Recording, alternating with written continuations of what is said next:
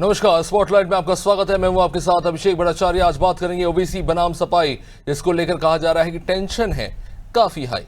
AIMIM के supremo Asaduddin Owaisi की उत्तर प्रदेश में बढ़ती सक्रियता और तीखे बयानों ने समाजवादी पार्टी के मुखिया अखिलेश यादव की मुश्किलें बढ़ा दी हैं, ऐसा कहा जा रहा है। ओवैसी की पार्टी एआईएमआईएम आगामी चुनाव के लिए अखिलेश के पीडीए यानी कि पिछड़ा दलित अल्पसंख्यक फॉर्मूले में सीधे सेंध लगाने की रणनीति पर काम कर रही है। इससे मुस्लिम वोट विभाजित हो सकता है।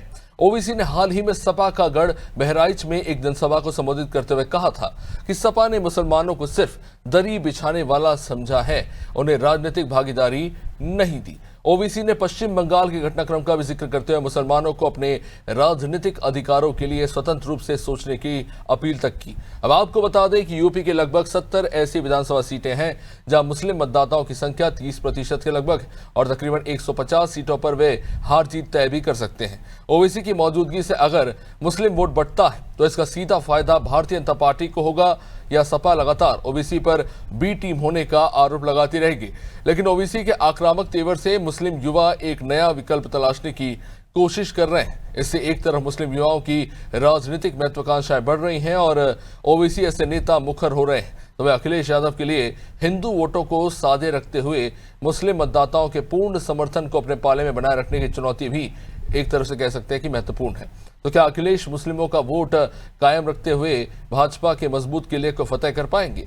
और ओबीसी फैक्टर जो है यूपी के सियासत पर किस तरह से असर डालेगा? आज इन्हीं सवालों पर चर्चा करेंगे। उससे पहले बयानों पर एक नजर। ओवैसी के आने से जरूर संकट खड़ा होता है समाजवादी पार्टी के लिए, और ओवैसी का लगातार ये कहना रहता है कि देश की आजादी के बाद आज तक मुसलमानों का कोई नेता नहीं हुआ जो उनकी व्यवस्था को सुधार सके। ये बात भारतीय जनता पार्टी भी मानती है कि हमारी ही सरकार ने सबका साथ, सबका विकास और सबके विश्वास के आधार पर हर उस वर्ग तक सुविधा पहुंचाई, चाहे वो मुस्लिम वर्ग का भी हो।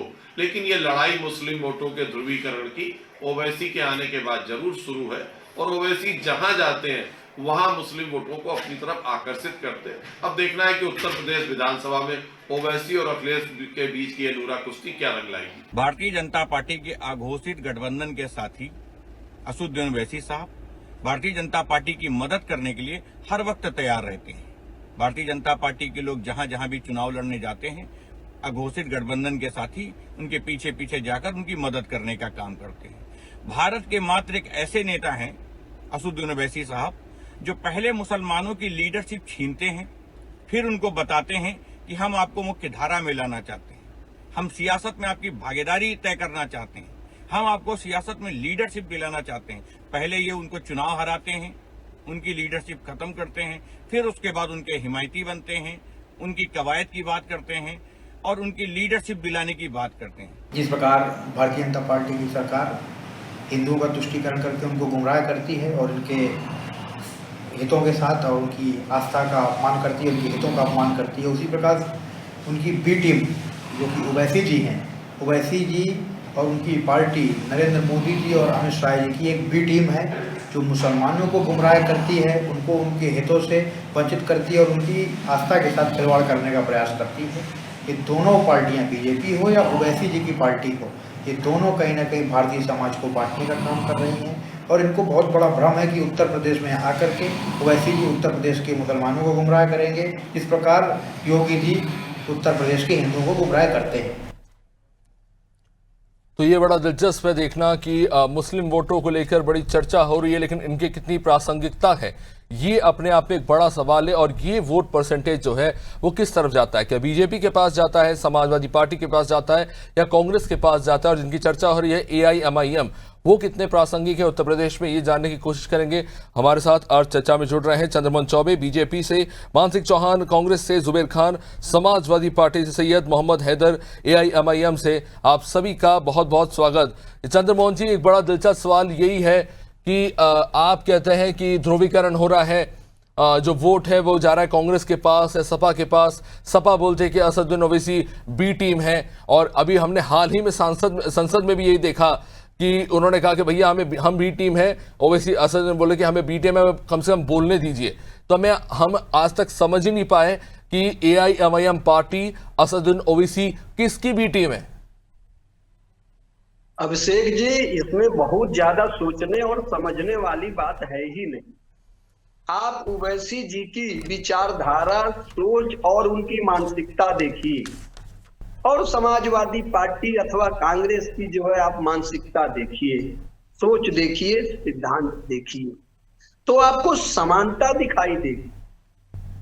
ये भी जो है तुष्टीकरण की नीति पर चलते हैं समाजवादी पार्टी वाले, ये भी जो है आतंकवादियों पर से मुकदमे हटाते हैं, उनका बचाव करते हैं। ओवैसी जी भी जो है आतंकवादियों का, पत्थरबाजों का, दंगाइयों का बचाव करते हैं। ये भी भड़काऊ बयान देते हैं समाजवादी पार्टी वाले। किसको कह रहे हैं? अरे बीच में आतंकवादी किसको कह रहे हैं? अरे बीच में शैली सीखिए, किसको आतंकवादी बोल रहे हैं? क्या चुप रहेंगे? जुबैर जी आपको मौका दिया जाएगा। नहीं, मौका है। किसको आतंकवादी बोल रहे हैं? ये बता रहे हैं किसको आतंकवादी बोल रहे हैं चौबे जी? अरे ये आप अपनी बात रखिए, सुनिए किसको आतंकवादी बोल रहे हैं? हम बता रहे हैं, आगे बात करिए। सरकार है, मतलब क्या करेंगे आप? जो सीआरपीएफ कैंप पर हमला करे सबको आतंकवादी कहेंगे आप? उसको आतंकवादी बोलेंगे। कैसे आतंकवादी कह दिया? हमला करे उसको आतंकवादी बोलेंगे। सभी मुसलमानों को आतंकवादी कहेंगे आप? हमला करे उसको आतंकवादी बोलेंगे। जुबैर जी आपको मौका दिया जाएगा, लेकिन चंद्रमोहन जी मैं आपसे पूछना चाहूंगा। एक मिनट जुबैर जी, एक मिनट जुबैर जी प्लीज, मैं आपको जुबैर जी मौका दूंगा। चंद्रमोहन जी आप कह रहे हैं ठीक है, आपने जो बोला है ना, पार्टी ने किया था और ये पाप कभी धुलेगा नहीं। आप ध्रुवीकरण और तुष्टीकरण की बात करते हैं। बीजेपी में कितने विधायक हैं मुसलमान, कितने मंत्री हैं मुस्लिम? देखिए, हम लोग जाति धर्म के नाम पर अभिषेक जी नहीं देते हैं। उत्तर प्रदेश की इतनी बड़ी आबादी के प्रतिनिधित्व के लिए आपके पास एक मंत्री नहीं, आपके पास एक विधायक नहीं। पश्चिमी उत्तर प्रदेश में इतनी बड़ी आबादी, आपके पास एक विधायक नहीं। आपको जो है अभिषेक जी जानकारी आप अपडेट करिए। आप बताइए ना, मैं आपसे पूछना चाह रहा हूं। आजाद जी जो है मंत्री हैं उत्तर प्रदेश सरकार में, शायद आप अपनी जानकारी को थोड़ा अपडेट कर लीजिए। और हमारे एमएलसी भी हैं, पता नहीं। और सुनिए, त्रिपुरा में हमारे विधायक हैं, त्रिपुरा में भी हमारे मुस्लिम विधायक हैं, सुन लीजिए। सर आप त्रिपुरा कहां चले गए? उत्तर प्रदेश में आइए सर। पूरे देश में एक भी मुस्लिम विधायक नहीं है भाजपा का। त्रिपुरा में जाकर देखिए, हम लोग भी मुस्लिम विधायक नहीं है भाजपा का। हम लोग जाति धर्म अथवा संप्रदाय के नाम पर नहीं, जो योग्य है, जो जिताऊ है, उसको हम लोग देते हैं। मंत्री पर मेरा चौबे जी आपकी पार्टी ही धर्म पर आधारित पार्टी है, और सबसे पहले तो आपने इतने जातिगत सम्मेलन कर दिए, इतनी जातिगत आपने व्यवस्थाएं कर दी कि आज स्थिति है कि आपके दल में ही उप मुख्यमंत्री को स्टूल पर बिठाया जाता है। आप कम से कम अपने दल की स्थिति देख लीजिए कि जो सिर्फ धर्म और जाति व्यवस्था पर आधारित है। ये आतंकवादियों पर से कांग्रेस भी मुकदमा वापस नहीं, मान सिंह जी मेरा सीधा सवाल है, कैसे आतंकवादी कह देंगे उनके लिए? सर सब एक साथ बोलेंगे, कुछ समझ में नहीं आएगा। हो चुकी है, चलिए ठीक है। अब जनता रोजगार मांग रही है, अब जनता शिक्षा, स्वास्थ्य, आतंकवादी मत चर्चा करने जा रही है। और सुन लीजिए, नहीं एक मिनट यहाँ बात हो रही है। सोच रहा है नहीं उनका सवाल गलत नहीं है। वो कह रहे हैं कि किस वर्ग का कितना प्रतिनिधित्व है, वहां पे किस पार्टी का ज्यादा प्रभुत्व है, उस पर बात हो रही है। तो अगर बात वो जो पूछ रहे हैं उस पर जवाब देना चाहिए। ये इस तरह की छिटाखिची ठीक नहीं है। चंद्रमोहन जी मेरा सीधा सवाल है कि एआईएमआईएम की क्या प्रासंगिकता है इस वक्त उत्तर प्रदेश में बीजेपी के हिसाब से?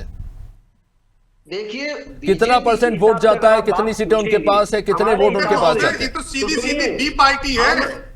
सुनिए, ओवैसी जी की पार्टी जो है वो बी पार्टी और बीजेपी है। मासिक जी मैं आपके पास आऊंगा। कोई फर्क नहीं पड़ने वाला। भारतीय जनता पार्टी सबका साथ, सबका विकास और सबका विश्वास की बात करती है। भारतीय जनता पार्टी की सारी योजनाएं सबके लिए है। भारतीय जनता जी आप लोगों के साथ ये है कि आप कुछ और है के लिए नहीं और है, देते कुछ और है, काम समाजवादी बताते पार्टी कुछ और है। आपने भी बात रखी, तो बोलते हैं ना, चौबे जी, भारत आप के लोग दिखाते संसाधनों कुछ पर और है, पहला हक देते कुछ मुसलमानों और का है। है। आप लोगों के ये साथ सब तो समस्या यही आतंकवादियों पर से है। मुकदमे 2 वापस करोड़ कराते रोजगार की हैं। बात कही थी, ये आज सब तक दंगाइयों को जो तक है 2 और करोड़ रोजगार पत्थरबाजियों को, कहाँ है? दंगा चौबे जी, करने वालों को, उस बेरोजगारी के आलम में आप भी मुख्यमंत्री हैं। कार्यालय में बुलाकर चौबे सम्मानित जी, करते उस हैं, बेरोजगारी उनको के आलम में आप भी पहनाते हैं। हैं, 2 उनको करोड़ का जो स्मृति लफ- चिन्ह आपसे देते बड़ा हैं। दंगाई कोई थोड़ी होगा जो चौबे जी। लफाजी एक दी मिनट, थी एक मिनट। प्रधानमंत्री आपसे महोदय बड़ा ने, दंगाई कोई उस नहीं 2 होगा करोड़ चौबे जी। रोजगारों की स्थिति क्या है? सवाल यही है कि एक वर्ग को लेकर अगर बात हो रही है, ये अपने आप में ही एक सवाल है। जुबेर जी ने बीच में टोका था, पर अब जी। जुबेर जी आपको मौका दे रहा हूं। आप सर, बताइए, ये समाजवादी गलत बात पार्टी, है। इनको समाजवादी मौका नहीं पार्टी, देना है, एक बोल चंद्रमोहन जी चुके हैं। आपने अपनी बात रख दी है। नहीं, बात जुबेर कहाँ जी रख आप पाए? बताइए कि आपने क्या बात कितना क्या रखेंगे? समाजवादी आतंकवादी पार्टी कहेंगे? पीडीए का चौबे जी, प्रतिनिधित्व पूरा करती टाइम है? आप ही को नहीं ना दिया जाएगा। के औलाद को क्या बात रखेंगे, छोड़िए उनको। अरे नहीं, मेन स्ट्रीम आतंकवादियों पर मीडिया में आप मुकदमा पूरा कौन टाइम वापस लेते हैं लेता चौबे है? जी। अभिषेक जी, सोशल मीडिया में आप लोगों को चौबे जी, कोई बहुत प्लेस बोलिए। और स्पेस नहीं मिल रहा है चौबे अरे जी। कहाँ चौबे जी, आप भी शांत चोर रहिए। चोर मौसेरे भाई।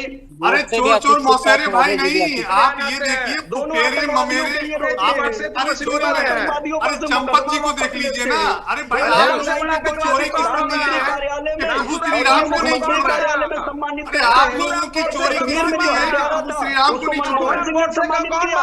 ये तो यहाँ पर तो पश्चिमी चचेरे सर, आप लोग मौसेरे सब बोलोगे फुफेरे तो समझ में नहीं सारे आएगा। के सारे भाई लेकिन कड़वा सच ये है कि बसपा से लेकर कांग्रेस और एआईएमआईएम ने तमाम उम्मीदवार 2022 की विधानसभा चुनाव में उतारे थे, लेकिन एक भी मुस्लिम प्रत्याशी नहीं जीता है। मेरा सवाल यह है कि समाजवादी पार्टी इस वर्ग का कितना प्रतिनिधित्व करती है और एआईएमआईएम कहां पे खड़ी है इस वक्त उत्तर प्रदेश की राजनीति में? ये सवाल है जुबेर जी। देखिए अभिषेक जी, सबसे पहले सभी पैनलिस्टों को नमस्कार। देखिए, भारतीय जनता पार्टी जब चुनाव नजदीक आता है या चुनाव के करीब है, एक भारतीय जनता पार्टी है कि उसके मंच से धार्मिक नारे लगते हैं। उसी के विपरीत हमें संविधान में आर्टिकल की तहत जानकारी है कि आप किसी भी राजनीतिक मंच से धार्मिक उलेमात का नारा नहीं लगा सकते। एमआईएम चीफ, मैं ओवैसी साहब को चुनाव लड़ने का पूरा अधिकार है, नेता है, लड़े, लेकिन उनका भी दल धार्मिक उलेमात, जुबेर धार्मिक जी, अब नारा है, आप भी ये अल्लाह जानते हैं अकबर कि करके- अब क्या स्थिति है, एक मन से कोई नारे लगा रहे थे, दूसरे मन से कोई और। लेकिन मेरा हिंदू सवाल यह है कि जहरीले ऐसा नहीं अभिषेक है जी, अभी इनके कि नेता आप ने कितने कहा है। प्रत्याशी उतारते हैं, लेकिन जनता का कितना सपोर्ट इन प्रत्याशियों को मिलता है, ये भी एक महत्वपूर्ण सवाल है।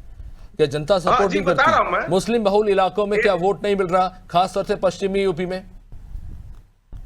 देखिए, उत्तर प्रदेश की जनता और बिहार की जनता में बहुत अंतर है। वहां के लोगों ने भी बहुत सोच समझ के वोट दिया, लेकिन वहां के जो मंत्री थे बिहार में, मैं वहां थोड़ा 2 मिनट के लिए ले जाता आपको। उन्होंने कहा कि मुसलमानों का कोई सिनेमा हॉल का टिकट नहीं है। कोई सहानी मंत्री थे जिसे तेजस्वी गठबंधन थे, इसलिए उसकी मैं सबको मुसलमानों को मैं टिकट दे दूं, उसका नुकसान वहां तेजस्वी यादव को उठाना पड़ा। उत्तर प्रदेश में ओवैसी साहब चुनाव लड़े, उनको लड़ने का अधिकार है, लेकिन धार्मिक गुलमात लगा के सीधे सीधे मेरे जैसा नौजवान भारतीय जनता पार्टी के खिलाफ सोशल मीडिया पे लिख देता है, भाषण दे देता है। हमारे घर से लेके गांव तक फोर्स लगा दी जाती है गिरफ्तारी करने के लिए। देश के सारे मुस्लिम बड़े नेताओं के एक एक करके मार दिया जाता है और धीरे धीरे ओवैसी साहब को इतनी बड़ी सुरक्षा और उनको देश के प्रधानमंत्री के पैरेलल समाचार में चलाया जाता है। इस चीज से ये साफ संदेश साबित होता है कि आदरणीय मोदी जी, भारतीय जनता पार्टी अमित शाह के इशारे पर आदरणीय एमआईएम चीफ ओवैसी साहब चुनाव लड़के भारतीय जनता पार्टी को फायदा कराना चाहते हैं। उत्तर प्रदेश मदरसा एसोसिएशन प्रबंधक का मैं अध्यक्ष होने के नाते विगत 8 सालों से उत्तर प्रदेश के मदरसों की सैलरी बंद हो गई है। अखिलेश यादव ने अपने पैसे से सुप्रीम कोर्ट तक की लड़ाई लड़ रहे हैं। ओवैसी साहब कितनी बार इस मुद्दे को संसद में उठाया है, जिसमें लमसम तो 26,000 आप मोटा मोटी ये कह रहे हैं कि जब चुनाव का मौका आता है तो पैराशूट कैंडिडेट उतार दिए जाते हैं और उत्तर प्रदेश में कहीं कहीं मौका उठाने की कोशिश होती है। पर खैर जी, लेकिन मान सिंह जी काफी देर से इंतजार करें। जुबेर जी,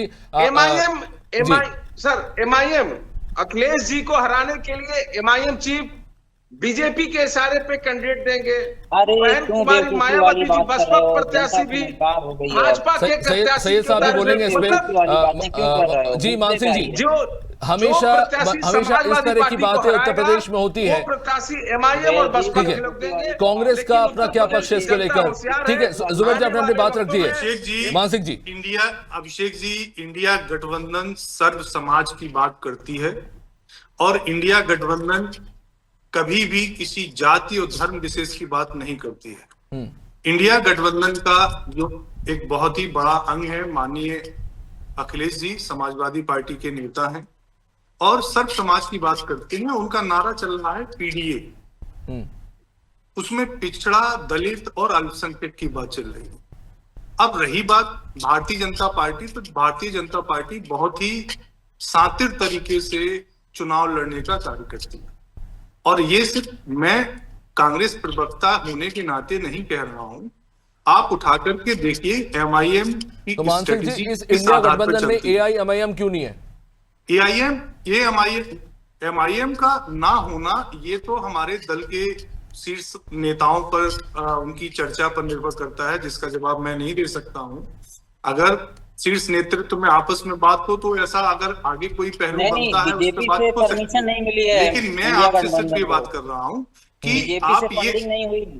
देखिए, आप सिर्फ मैं ये बात कर रहा हूं कि माननीय अखिलेश जी, माननीय राहुल गांधी जी आज सर्व समाज की बात कर रहे हैं, पूरे देश की बात कर रहे हैं। यहाँ सिर्फ मुस्लिमों की बात क्यों की जा रही है? क्यों? क्योंकि भारतीय जनता पार्टी को एक एजेंडा बनाना है और वो सोशल मीडिया और मेन स्ट्रीम मीडिया के माध्यम से हिंदू मुस्लिम का एजेंडा बनाती है। उस एजेंडे में एमआईएम चीफ फिट बैठ जाते हैं। अब फिट बैठ जाते हैं तो उसी को पर वो आरोप लगाते कि आप उसके लाभार्थी हैं, इसका फायदा आपको मिलता है। पहले सुन लीजिए, बस एक मिनट। इसीलिए आपके सहयोगी बोल रहे हैं, जुबैर जी रुक जाइए। ओवैसी साहब को एक हथकंडा बनाते हैं और हथकंडा बना करके एक स्पॉन्सर्ड कहने का मतलब मीडिया ट्रायल चला जाता है और ये इसका सीधा सीधा एक मैसेज होता है समाज में विभाजन करना, वोटों का विभाजन करना। तो कहीं ना कहीं मेन स्ट्रीम मीडिया और सोशल मीडिया के माध्यम से जो मैसेज आता है उससे थोड़ा बहुत मार्जिनलाइज वोट फ्लक्चुएट होता है। आप उठाकर देख लीजिए, उत्तर प्रदेश में एमआईएम को बहुत ज्यादा वोट किसी भी सीट पर नहीं मिला है, कहीं भी बहुत बड़ा परसेंटेज नहीं है। लेकिन बीजेपी के टूल किट के माध्यम से ये सारी चीजें की जाती है। आप उठा करके देख लीजिए, समझ में आने की बात नहीं है प्रवक्ता महोदय, आप उठाकर देख लीजिए मोहम्मद साहब, उठाकर देखिए कि आपको उत्तर प्रदेश में कितना प्रतिशत मत मिला है। ये बिहार नहीं है, ये उत्तर प्रदेश की राजनीति है। और सैयद मोहम्मद साहब भी हैं, एआईएमआईएम से अपनी बात रखेंगे। मान सिंह जी ने जो बात कही ये बड़ी महत्वपूर्ण है, कह सकते हैं इसे राजनीतिक आलोचना कहे, लेकिन आप ये भी देखिए कि आपको अगर देखा जाए तो औसतन कितना वोट मिलता है। कर देना चाहता हूं कि आप समझिए कि एमआईएम चीफ फ्रीली मूवमेंट करते हैं ऑल ओवर द इंडिया। उनको कभी भी ना उनकी सर्चिंग होती है, ना उनका कोई इस तरह से कोई सर्च किया जाता है, ना उनके प्रत्याशियों पर कोई दबाव होता है। अन्य विपक्षी दल के जितने भी प्रत्याशी होते हैं सभी पर कितना दबाव होता है, कभी कोई ईडी पर चल रहा है, कभी कोई सीबीआई पर चल रहा है। इस तरह की क्यों नहीं है? मान सिंह जी, कोई भी दल जब किसी राज्य में पहुंचता है तो शुरुआत में बोलते हैं ना कि देता है ऑल ओवर द स्टेट आपको घूमने का, ये सारी सुविधाएं ओबीसी जी को कौन दे रहा है? चलिए ठीक है, मान सिंह जी अपनी बात रखिए। ठीक है, माफ कीजिएगा मोहम्मद सैयद साहब, आप अपनी बात रखिए। तो ये स्ट्रेटेजी ऑफ इलेक्शन है जिसको बीजेपी अपना कर चलती है। अब इंडिया गठबंधन को समझदारी से काम करना चाहिए और अगर अब बेवकूफी करेंगे तो ये हमेशा के लिए डूब जाएंगे। मोहम्मद जी आपकी पर सैयद साहब आप क्यों नहीं है इंडिया गठबंधन में, क्यों नहीं? अगर आपको लगता है कि अगर बीजेपी है संविधान विरोधी काम किस तरह? नहीं मान सिंह जी आपने भी बात रख ली है, उन्हें भी सुन लीजिए प्लीज, टाइम सीमित है, प्लीज उन्हें सुन लीजिए, आपने भी बात रखी है। हाँ, बेवकूफी आपकी होगी, इंडिया गठबंधन की बेवकूफी नहीं है। आप कितने मुद्दों पर, देश के मुद्दों पर आप चर्चा करते हैं, किस मुद्दों पर? चंद्रमोहन जी देख लीजिए, जिनको आप बीच में बता रहे, जिनका वो आपस में लड़ रहे हैं, सड़क पे घुमाया जा रहा है, क्यों नहीं ओवैसी जी बोलते हैं? बताइए आप क्यों नहीं आप बोलते हैं? अरे आरएसएस के लोगों का गठबंधन, आरएसएस के तो आप आरएसएस से बात कीजिए ना, आरएसएस और एमआईएम दोनों लोग बात कर रहे हैं। आप मान सिंह जी आपने भी बात रख दी है, आपने भी बात रख दी है, उन्हें भी सुन लीजिए। एआईएमआईएम का क्या पक्ष है वो भी सुन लीजिए। देखिए मैं आपको बताऊं, ये जो इंडिया गठबंधन है ये आरएसएस के इशारे पे बना हुआ है, इसमें हमें कहाँ जगह दी जाएगी? आरएसएस के इशारे पे आप चलने का काम कर रहे हैं मोहम्मद साहब, एमआईएम चलने का काम कर रही है, इंडिया गठबंधन कभी नहीं करता है। और आज आरएसएस की आलोचना करने का और सिर्फ प्रॉपर देखिए मोडियन इंडिया गठबंधन के लोग करते हैं। ओवैसी साहब ने कभी की है आरएसएस की विरोध या आलोचना? आपने जिनके ऊपर आरोप लगाए कम से कम उन्हें सुन तो लीजिए। सही है साहब, ये सुनने की क्षमता कहाँ रखते हैं ये लोग? मेरा कहने का मतलब ये है कि आप किसकी बी टीम में, अब तक ये स्पष्ट नहीं हो पाया। मैं साबित कर रहा हूँ ना कौन बी टीम है। देखिए मैं बता रहा हूँ आपको, अगर ये लोग अगर अपनी राजनीति बचाना चाहते हैं तो एमआईएम को शामिल कर ले, नहीं तो अखिलेश जी का भी वही हाल होगा जो तेजस्वी यादव, ममता बनर्जी और एनसीपी का हुआ है। तो क्या कारण है कि इंडिया गठबंधन जो है एआईएमआईएम को अपने गठबंधन में शामिल नहीं करना चाहता? अगर शामिल नहीं करेंगे तो जो ममता बनर्जी का बंगाल में हुआ है, ये अखिलेश जी के पास आखिरी मौका है। और इन जैसे लोगों को, कम पढ़े लिखे युवा जो अखिलेश जी के आजू बाजू में बैठते हैं, इनके बहकावे में नहीं आना चाहिए। पुराने नेताओं से अपनी बात करना चाहिए, अपने चाचा से बात करनी चाहिए। चलिए बहुत बहुत शुक्रिया, माफी चाहूंगा, इस चर्चा को ये भी रोकना पड़ेगा, समय अब इजाजत नहीं देता। तो ओवैसी बनाम सपाई तमाम तरह की बातें जरूर चल, लेकिन सवाल यही है ये बी टीम की ये जो खेल चल रहे हैं, तमाम तरह के सवाल उठाए जा रहे हैं, आखिर इनकी स्थिति इस वक्त क्या है?